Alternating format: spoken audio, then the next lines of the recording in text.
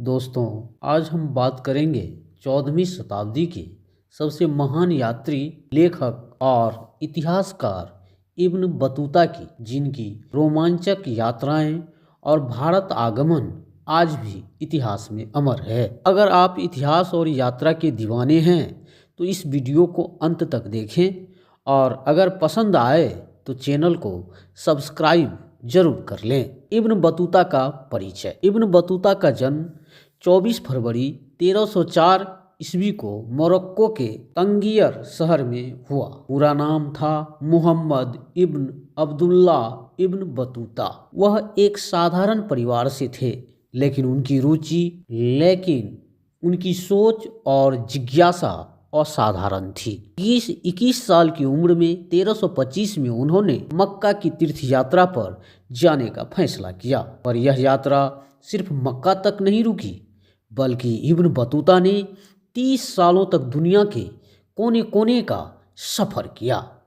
Ibn Battuta की रोमांचक यात्राएं। इब्न बतूता ने 14वीं शताब्दी में 44 आधुनिक देशों की यात्रा की। उनकी यात्राएं अफ्रीका, एशिया, मध्य पूर्व, भारत, चीन और दक्षिण पूर्व एशिया तक फैली हुई थी। अफ्रीका की यात्रा। उन्होंने मिस्र, सूडान और उत्तरी अफ्रीका के कई देशों की यात्रा की।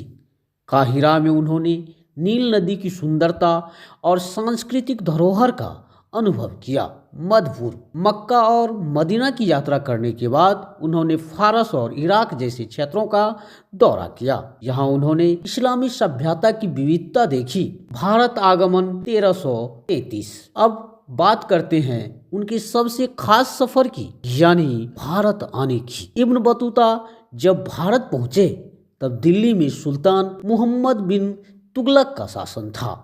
इब्न बतूता को सुल्तान ने अपने दरबार में न्यायाधीश काजी के रूप में नियुक्त किया। इब्न बतूता और भारत का ऐतिहासिक वर्णन। इब्न बतूता भारत से इतने प्रभावित हुए कि उन्होंने यहाँ की संस्कृति, राजनीति और लोगों का विस्तार से वर्णन किया।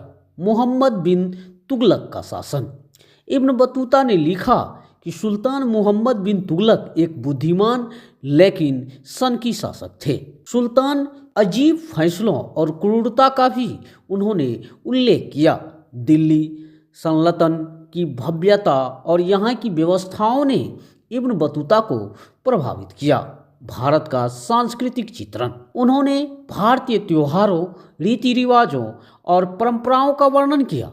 गांव के जीवन, व्यापारिक केंद्रों और मसालों के बाजारों का भी उल्लेख किया। मालदीव और दक्षिण भारत की यात्रा। भारत में रहते हुए उन्होंने मालदीव की यात्रा की, जहां उन्हें काजी का पद मिला।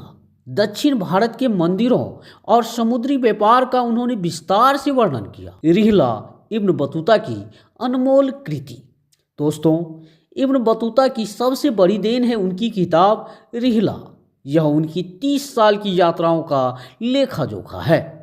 रिहला में उन्होंने 14वीं शताब्दी की समाज, संस्कृति और राजनीति को विस्तार से लिखा। भारत के अलावा चीन, अफ्रीका और मध्य पूर्व की सभ्यताओं का भी विवरण दिया। इब्न बतूता की मृत्यु और उनकी विरासत। 1369 ईस्वी में इब्न बतूता ने मोरक्को में अंतिम सांस ली, लेकिन उनकी विरासत अमर है।